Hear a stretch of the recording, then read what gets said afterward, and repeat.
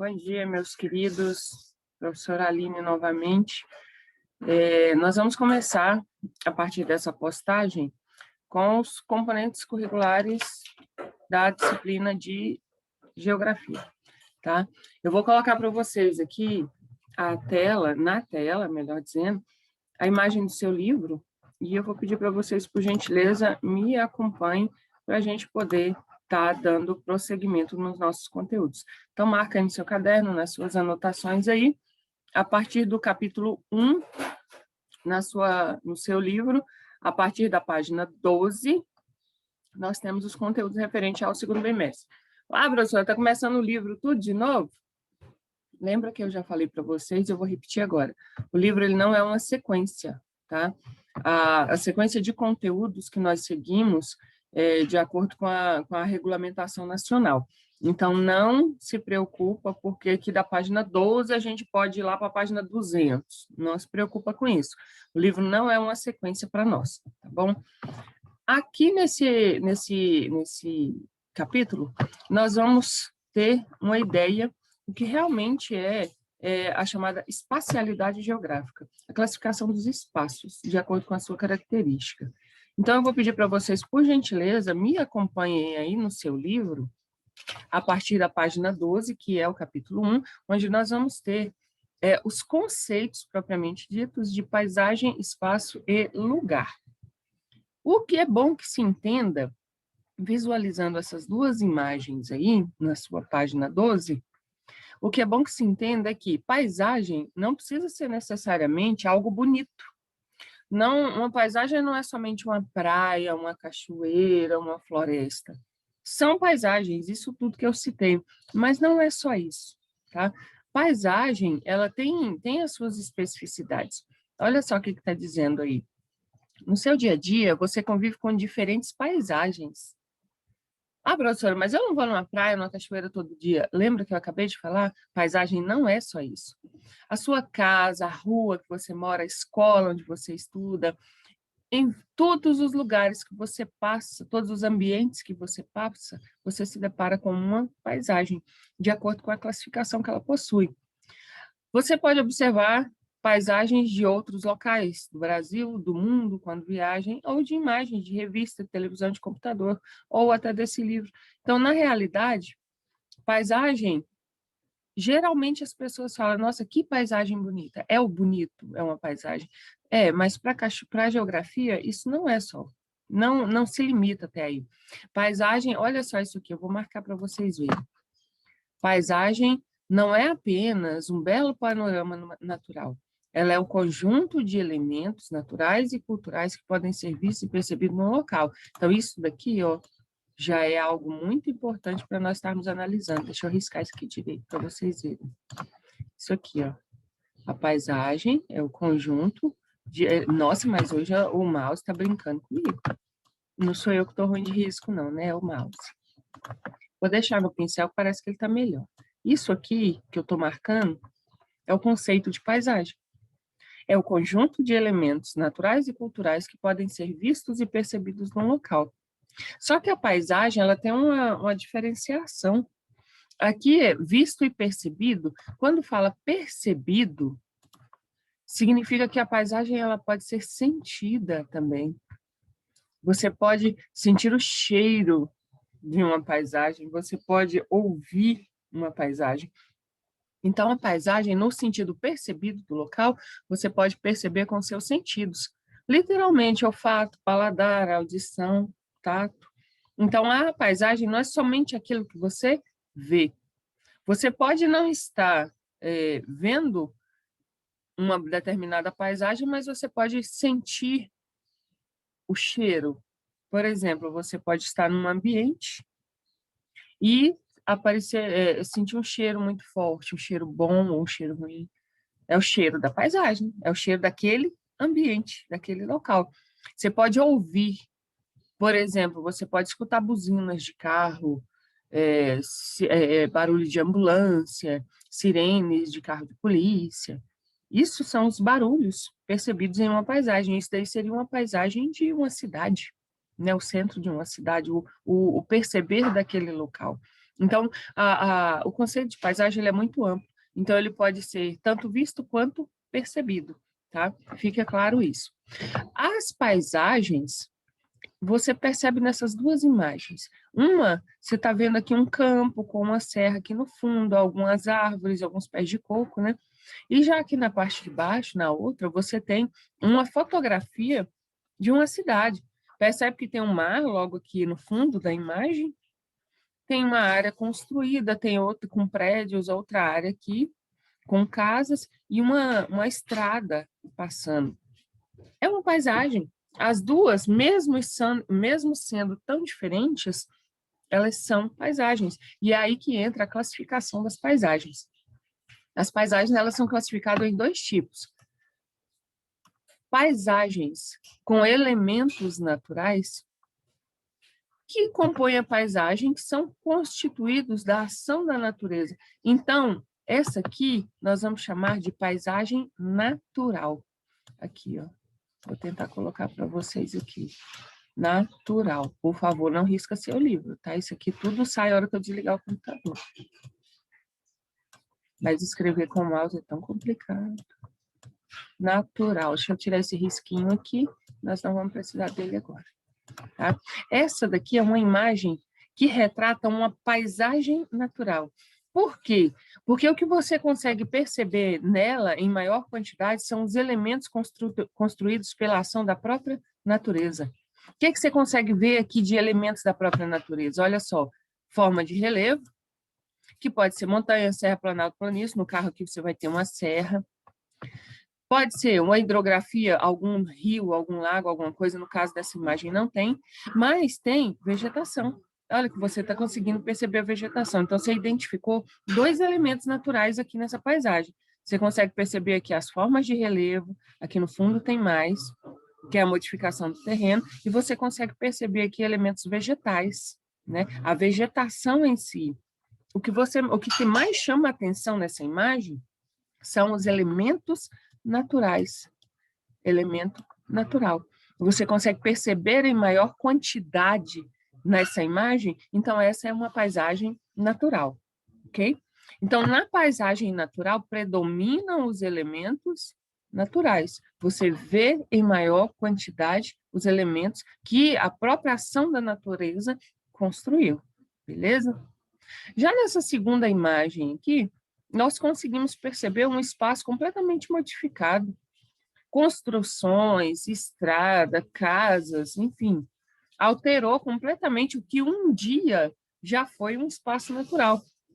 Uma paisagem como essa, ela tem elementos que são chamados de culturais ou humanizados.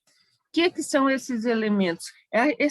Essas construções que você vê aqui em maior quantidade, superando inclusive os elementos naturais. Então, você vê em maior quantidade nessa imagem os elementos que foram construídos pela ação dos homens, pela ação humana. Exemplo disso, casas, prédios, pontes, rodovias, enfim, os elementos culturais, ou também chamados humanizados, pode receber o nome também de antropizado. Deixa eu ver se eu consigo escrever isso aqui com o mouse. Opa, esse aqui era para ser um O. Tá, enfim, eu coloco para vocês aqui. Deixa eu só colocar um quadrinho aqui, porque não está dando para escrever com esse mouse hoje. Deixa eu ver. Tá, eu vou colocar para vocês na folha de atividade, a hora que eu estiver passando. Então, olha só, os elementos culturais, então, eles são resultados da construção humana. Tudo que você consegue perceber aqui que não foi a natureza que fez, e sim foi resultado de uma construção, são elementos naturais. E é isso que vai caracterizar uma paisagem chamada de cultural. Paisagem cultural. Eu encontro dois problemas em escrever com o mouse. O primeiro é a própria dificuldade dele ser um mouse, e o segundo é que eu sou canhota e o mouse está na mão direita. tá? Então, não é que a letra da professora é tão ruim assim, não, gente, porque tem duas coisas contra mim aqui no momento. Então, olha só, as paisagens, essa paisagem completamente modificada, elas são chamadas de paisagens culturais, porque nelas predominam os elementos culturais, eles também são chamados de humanizados. São aqueles que foram construídos pelo ser humano, transformados pelo ser humano. Aqui está todos os exemplos: casas, prédios, pontes, rodovias, plantações. Se você pensar numa área de desmatamento, tudo isso faz parte de uma paisagem cultural. É aquilo que sofreu alteração por parte do ser humano, certo? O homem transformou aquilo ali, teve alguma ação, então ele acabou gerando naquele espaço um espaço cultural. Deixou de predominar os elementos naturais para predominar elementos culturais, elementos construídos pela ação humana, certo? A paisagem, ela vai apresentar também elementos invisíveis. Lembra que eu falei que a paisagem ela pode ser sentida ou ela pode ser vista? Por que ela pode ser sentida? Porque a paisagem ela tem elementos que eles são chamados de invisíveis. Eles podem ser percebidos pelo observador. Por exemplo, barulho do carro, o motor do carro, a buzina do carro. Você não vê o barulho, mas você escuta. Então, você percebe, ele é invisível, ele se sente, você usou a audição. O canto dos pássaros. Necessariamente, você não precisa estar vendo o passarinho para escutar o barulho, o canto dele, saber que é um pássaro que está cantando. É o som da paisagem. Ele está fazendo parte daquela paisagem. Os odores da poluição, a relação entre as pessoas, enfim, tudo isso citado aqui como elementos invisíveis da paisagem, são constitutivos e caracterizam a paisagem. E ela não deixa de ser paisagem por conta disso. Acontece que você pode escutar, você pode sentir o cheiro, você pode perceber ela ou você pode simplesmente enxergá-la, tá? Então, a paisagem ela também pode conter elementos chamados elementos invisíveis. Olha só os elementos da paisagem. Os elementos da paisagem aqui, agora eu já estou lá na página 13, os elementos da paisagem. Eu quero que vocês prestem atenção nesse quadrozinho aqui, ó. Pega seu livro aí, não precisa riscar, tá? Esse livro que vocês têm aí no cantinho direito da página está escrito paisagem e o predomínio dos elementos. Isso daqui é a chave para a gente entender. Nas paisagens com predomínio de elementos naturais, você vai ver a maior parte dos elementos construídos pela natureza. Já nas paisagens culturais ou transformadas, humanizadas, você vai ver a maior parte dos elementos construídos pelo ser humano. Aí você já distingue o que é o elemento cultural e o elemento natural. Elemento natural, a própria ação da natureza que fez. Elemento cultural é resultado da ação humana. Então, aqui você já tem um resumo, dentro desses quadrinhos aqui, do que a gente está falando. Olha só, em elementos da paisagem, algumas paisagens são observadas por poucos elementos culturais ou apenas elementos naturais. Ainda hoje, há paisagens com predominância de elementos naturais, como trechos de floresta, de difícil acesso, áreas desérticas, montanhas. Mas mesmo nessas áreas que parecem, isso aqui é ótimo para nós, mesmo nessas áreas que parecem intocadas, existe algum grau de interferência do ser humano. Então, assim, pode ser o local mais distante que você consegue imaginar dentro do globo terrestre. Ele vai ter sofrido algum efeito da ação humana. Então, você não vai ter uma paisagem absolutamente intocada. De alguma forma, ela pode ter sentido, assim, as ações humanas. Essas outras paisagens, é possível identificar o predomínio de elementos culturais. Olha só, nessa imagem aqui. Dessa. Você consegue perceber aqui construções, prédios, a rua asfaltada, uma pequena praça. Isso é resultado das construções, da transformação do espaço que o ser humano produz. Então, isso aqui é uma paisagem cultural. Ela também pode ser chamada de paisagem humanizada. Pode ser chamada de paisagem antropizada. Isso daqui é uma relação que o ser humano tem com o meio. Nessa página que a gente tem aqui, a 14, somente para análise dos planos da paisagem, tá? O plano da paisagem, a gente observa o que vê primeiro, deixa eu aumentar aqui para vocês verem, está no seu livro também, na página 14. Quando a gente analisa os planos das paisagens, igual o pessoal aqui está no alto, observando o que está lá embaixo. Então, o plano da imagem não é nada mais, nada menos do que você vê primeiro, no caso aqui, o que eles veem primeiro são essas construções, e o que vem em segundo plano é o que está logo atrás. No caso aqui é o mar. Então, o primeiro plano e o segundo plano da imagem. Tá? Isso são a diferenciação dos planos, a forma de se observar a imagem. Mas vamos para o próximo aqui, que para nós é mais interessante. Tá? As transformações, isso aqui está lá na página 15 do seu livro. As transformações das paisagens. As paisagens, elas são dinâmicas. Isso significa que elas estão em constante transformação. Constante transformação, olha só. Seja pela ação humana, ou seja, pela ação da própria natureza. Então, uma paisagem, ela vai se modificar sempre. É só você mentalizar aí a rua da sua casa. Ela sempre foi desse jeito? Ou ela sofreu, de acordo com o que foi passando os anos, modificações? E as modificações pode ser, de repente, a cor do muro do vizinho, a frente da sua casa, que sua família fez uma reforma, tinha uma árvore, arrancaram a árvore, fizeram uma calçada, nem sempre teve asfalto, hoje já tem asfalto, a maioria das ruas. Enfim, isso são transformações que as paisagens sofrem, e por isso que a gente justifica essas paisagens, as paisagens são dinâmicas, significa que elas estão em constante transformação. Okay? A ação da natureza na modificação das paisagens pode ser lenta. A natureza em si, ela trabalha devagar para transformar. Como, por exemplo, o desgaste da rocha por ação do vento e da água, ou a erupção vulcânica. Essa rocha aqui, que você percebe, tem até uma pessoa aqui embaixo. Essa rocha aqui, nem sempre ela foi assim. Ela pode ter sido num passado muito distante, por exemplo, uma forma de relevo dessa forma aqui que eu estou fazendo. Um morro.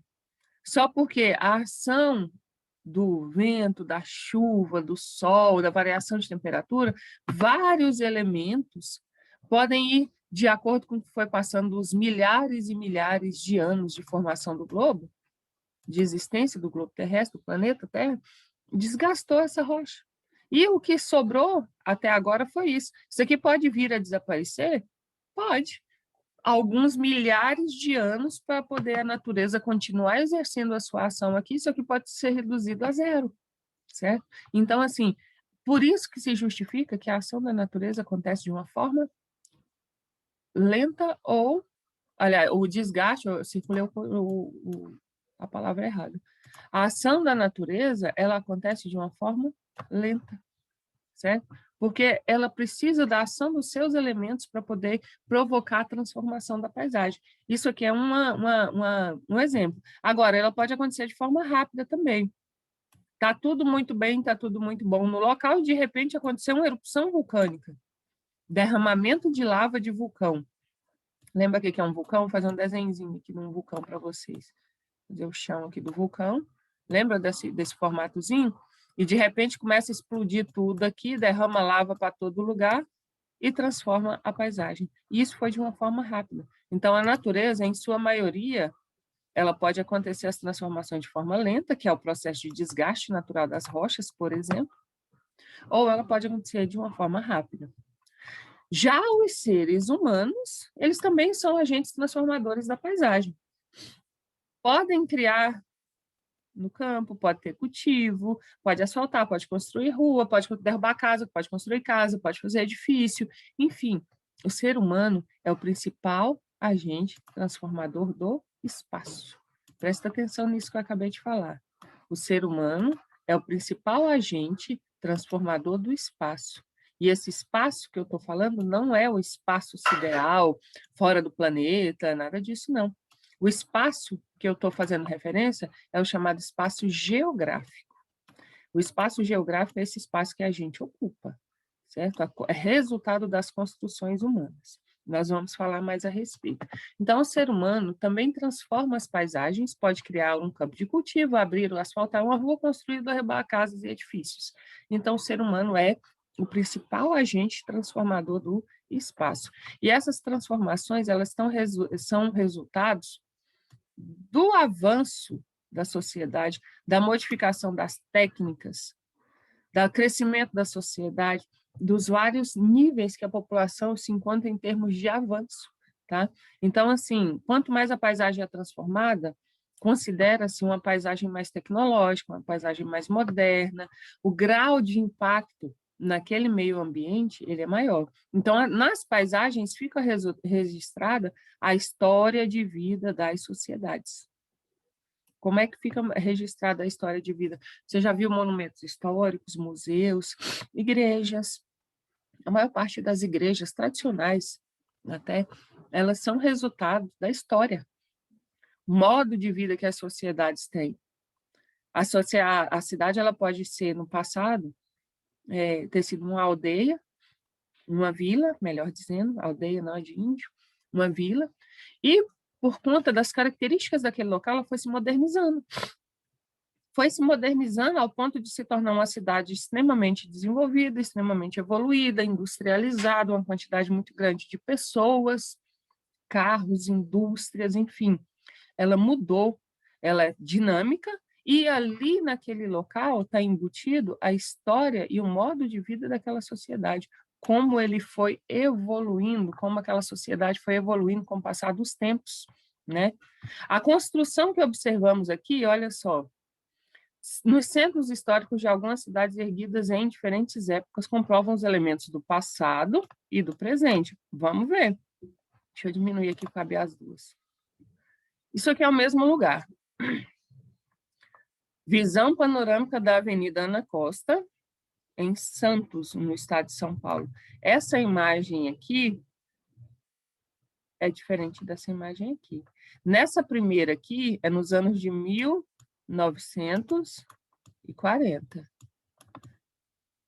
Percebe? Não tem asfalto, ainda tem alguma vegetação, tem bastante vegetação, inclusive, você consegue perceber isso aqui. Olha a situação dos postes, a característica das construções. É uma análise visual mesmo dessa paisagem. Olha até a questão dos telhados, como eram feitos, esses telhados com bastante queda. Essa aqui é a imagem de Avenida Ana Costa nos anos de 1940. Agora, essa imagem 2 aqui é o mesmo local, é a mesma avenida. Está conseguindo perceber aqui no plano do fundo, aqui, essa forma de relevo? Olha ele aqui, nessa outra. O que a gente consegue perceber de diferença? Não é só a cor da foto, não. Olha as construções, como modificaram. Essa imagem aqui, ela foi tirada em 2015. Como é que eu sei disso? Eu estou lendo aqui do lado, ó. Estou lendo aqui nessa legenda. Está conseguindo perceber as diferenças? Asfaltos, a característica das construções, a quantidade de prédios, principalmente nesse plano de fundo, aqui no segundo plano da imagem, você consegue perceber prédios, asfaltos, e outra característica que é marcante com relação à evolução das sociedades, acabou grande parte dessas formações vegetais que tinham aqui, cedeu lugar principalmente para asfalto e calçada. Olha só, essa imagem aqui é a Avenida Ana Costa em Santos, em 2015, e essa imagem aqui é Ana Costa em 1940. É o mesmo lugar. E isso aqui justifica para nós essa situação de mobilidade da paisagem, modificação, transformação dessas paisagens, certo? Vou voltar com vocês aqui, só porque eu estou querendo ver a próxima página.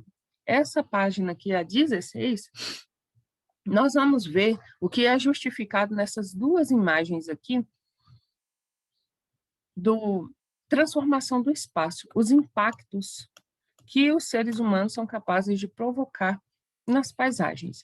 Então, olha só, a intervenção, quer dizer, as ações humanas podem modificar as paisagens, degradando o meio ambiente ou recuperando os impactos causados por fenômenos naturais pelo próprio ser humano. Então, isso daqui é resultado de um processo de degradação ambiental. essa imagem aqui, por exemplo, essa segunda. Olha isso aqui. É uma área, é uma fotografia tirada lá na Amazônia. O que estamos vendo nessa porção que eu estou marcando é uma área de desmatamento. Desmatamento. Podemos considerar isso aqui um impacto ambiental? Sim. Podemos considerar isso aqui um espaço transformado? Sim. Então, isso daqui está surgindo a partir desse momento de desmatamento, um espaço geográfico, uma paisagem cultural, certo? Então, olha aqui, deixa eu diminuir aqui o tamanho. Os desmatamentos, por exemplo, podem fazer com que os animais que vivam nessa região buscar alimentos em outras áreas que nem sempre acabam encontrando. Lembra que de vez em quando aparece nos jornais da vida aí que uma cobra foi encontrada no meio da cidade, ou então num local que não seria adequado, por exemplo, não é o habitat dela. Foi encontrado uma onça, por exemplo, que já aconteceu isso aqui na região central de Taguatinga. Por quê?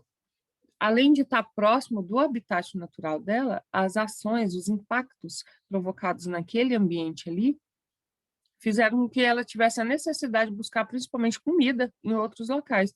Então, há essa situação com relação principalmente à degradação do meio ambiente, porque no meio ambiente nós temos muitos animais que vivem naquela região ali. Então, olha só, com a retirada da vegetação, o solo também fica exposto à ação das águas, do vento, da enxurrada. Não é só uma situação referente aos animais que ali habitam. Tem toda uma situação de degradação do solo também, o que acaba provocando muitos problemas, que a origem deles é a simples retirada, se é que nós podemos tratar como simples, da cobertura vegetal, ou seja, das árvores, da formação de floresta que tem ali. Então, o solo, a partir do momento que você tira a vegetação, quando vem a chuva, a água bate direto no chão. Você vai ter desprendimento de partícula do solo, que é aquela lama, aquele barro. Quando a chuva está em quantidade maior, a enxurrada que se forma acaba levando aquela lama, aquela partícula que se desprendeu para outro local. Isso acaba enfraquecendo o solo. Então, os impactos ambientais eles são em cadeia, certo?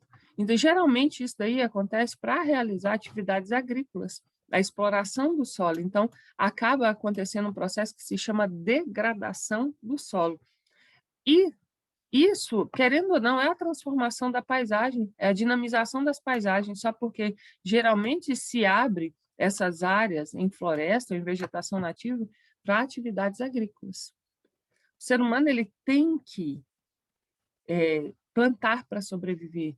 E olha só, o ser humano é o único ser, eu não vou tratar como um bicho, é o único ser que precisa transformar o meio a qual ele habita para ele poder sobreviver. Então, o ser humano é o único ser que ele precisa destruir para construir. Se ele não destrói uma vegetação, ele não tem como plantar para sobreviver, entende? Então, assim, é um efeito dominó, é da própria natureza do ser humano ter que destruir aquele espaço que ele está ocupando. Aqui nós temos aqui na página 16 do seu livro, com relação a esse desmatamento e as ações agrícolas também, que, além de tudo, elas podem trazer um enfraquecimento do solo, principalmente por meio dessa utilização de recursos tecnológicos que nós chamamos de fertilizantes e agrotóxicos utilizados na agricultura. Isso pode, em longo período, produzir um processo que nós chamamos de contaminação do lençol freático. Porque esses fertilizantes e agrotóxicos são produtos químicos que são utilizados na agricultura. Quando vem a chuva, pega isso daí e acaba, a chuva cai em cima da área que foi aplicada esses produtos e ele acaba infiltrando no solo, ou ele acaba escorrendo junto com a enxurrada para um local de rio, de água, algum curso de água. Então, isso daí acaba contaminando a água que a gente utiliza. Então, é um efeito progressivo, certo? Então, isso aqui tudo é resultado da ação humana, intervenção humana, contaminação das ações humanas. Então, entenda, quando eu falo, o ser humano é o único ser que precisa destruir o meio ambiente para poder habitar, para poder sobreviver, tá bem? Vou voltar aqui com vocês na atividade, vou voltar meu lindo rostinho aqui para vocês estarem vendo. A proposta de atividade de hoje, nós temos aqui somente 4 questões, tá? É para ser feita na apostila, tá bom? Primeiro, antes de mais nada, antes de você pegar o lápis para responder, você vai fazer isso aqui para mim. Você vai colocar seu nome aqui em cima, tá? E vai me indicar qual é o seu 6º ano, A, B, C ou D. Se não fizer isso, eu não tenho como saber quem é você. O que aconteceu já vou deixar aqui até spoiler do que vai acontecer. Tem muita gente com falta, porque eu não tenho como saber de quem é a apostila sem nome, e também não tem como eu saber qual é a sua série, se eu não souber o seu nome. E outra situação, apostila sem resposta. Eu espero que não aconteça mais, e se aconteceu com você, você já está sabendo o resultado. A apostila que não foi respondida, o aluno está com falta. Lembra que quando nós começamos esse trabalho de atendimento que vocês dão por meio de apostila, foi falado e toda vez é repetido, e já está ficando chato. E eu vou parar de falar. Todas as apostilas, elas devem ser pegas, utilizadas de forma correta, respondidas durante as aulas daquele professor e devolvidas no dia combinado na escola. A apostila é para contar a frequência do aluno e a pontuação formativa, quer dizer que vale nota e vale frequência. Se você não responder a apostila, você não tem nota, não tem frequência. Fica parte da sua avaliação pendente e, além de tudo, você leva falta. Tá? Então, alguns alunos, quando os responsáveis forem receber o boletim, que eu não sei que dia vai ser entregue, a direção vai informar, vão perceber que está com falta. Ah, mas eu entreguei a apostila. De fato, eu não estou falando com aquela falta ali que não devolveu. Eu estou falando que não foi respondida. É tanto que nós chegamos a uma conclusão, nós professores, que vamos oferecer de volta a apostila para o aluno estar respondendo. Levar a apostila sem resposta para a escola, o professor vai perguntar para o pai, ou para a mãe, ou quem foi devolver lá. Quer levar de volta para terminar? Porque senão vai ficar com falta. E vai ficar com falta. E tem muita gente que está com falta, certo? Não é a maioria, mas em consciência, se você fez ou se você não fez, é com você. Se não respondeu, está com falta, tá? Então, quando aparecer lá no seu boletim a falta, é porque tinha atividade sem fazer, tá bom? E mais uma dica eu já dou. Ah, mas eu não sei se foi respondido. Antes de entregar a apostila, dá uma olhada nela, é fácil. Olhe se você colocou o nome e olhe se está tudo respondido. Não vejo por que não responder. Porque se na data tal é a aula tal, então é naquele dia que você tem que fazer aquela tarefa. Se não fez, você já está começando a acumular, tá? Então, é uma questão de organização. Voltando aqui, então, bota seu nome aqui, eu vou colocar o meu, mas não coloca o meu, coloca o seu, tá? Coloca seu nome, indica qual a sua série. Só fazer um xizinho aqui, uma bolinha, um coração, uma estrela, qualquer coisa que você fizer aqui, eu vou entender que é o seu 6º ano. Você vai se orientar pelas páginas 12, 13, 14, 15 e 16 do seu livro para responder essas 4 questões. Essas aqui vai ser só de marcar X, só porque eu vou começar a parar de fazer essas atividades de marcar X. Porque eu estou percebendo também que as atividades de marcar X, os alunos estão respondendo, a imensa maioria responde, e as de escrever não responde. Então, eu vou parar de fazer marcar X e quero ver se vocês não vão escrever. Vocês vão escrever de qualquer jeito. Então, lá, o que é uma paisagem natural? Você vai marcar só um X em um dos parênteses, que é a resposta certa.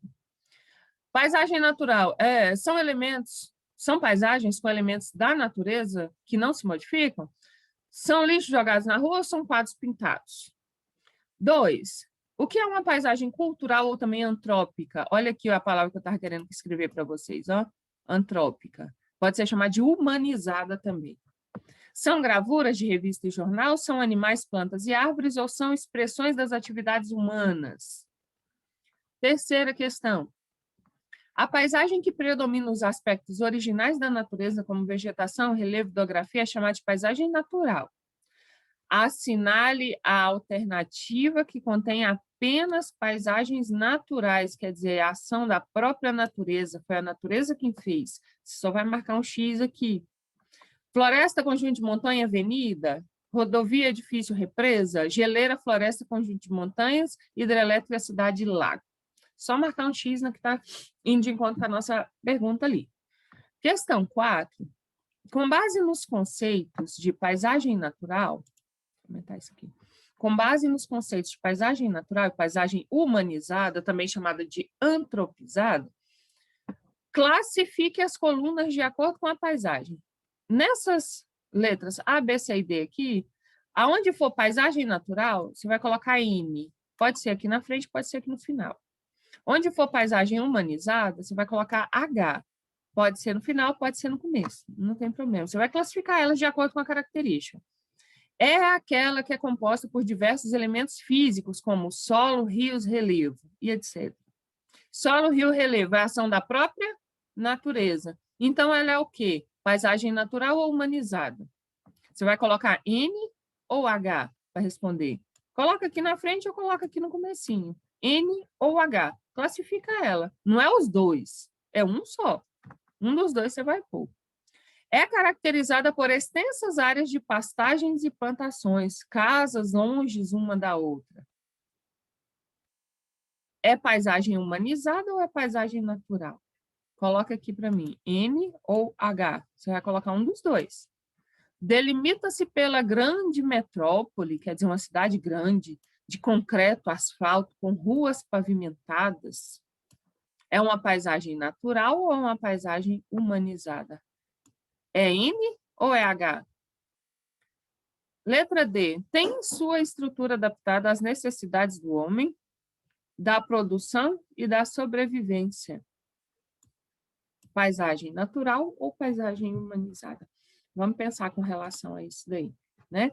Então, eu vou pedir para vocês, ouçam quantas vezes for preciso, visualizem o vídeo quantas vezes for preciso, vai ficar à disposição de vocês, tá? Eu peço que façam com atenção, façam com calma e não deixe acumular suas atividades, siga o cronograma, que é a melhor forma de você estar se organizando e não deixar acontecer nenhum tipo de problema com a sua apostila, tá bem? Beijo para vocês, fiquem com Deus. Se precisar, é só me chamar, tá? Beijos.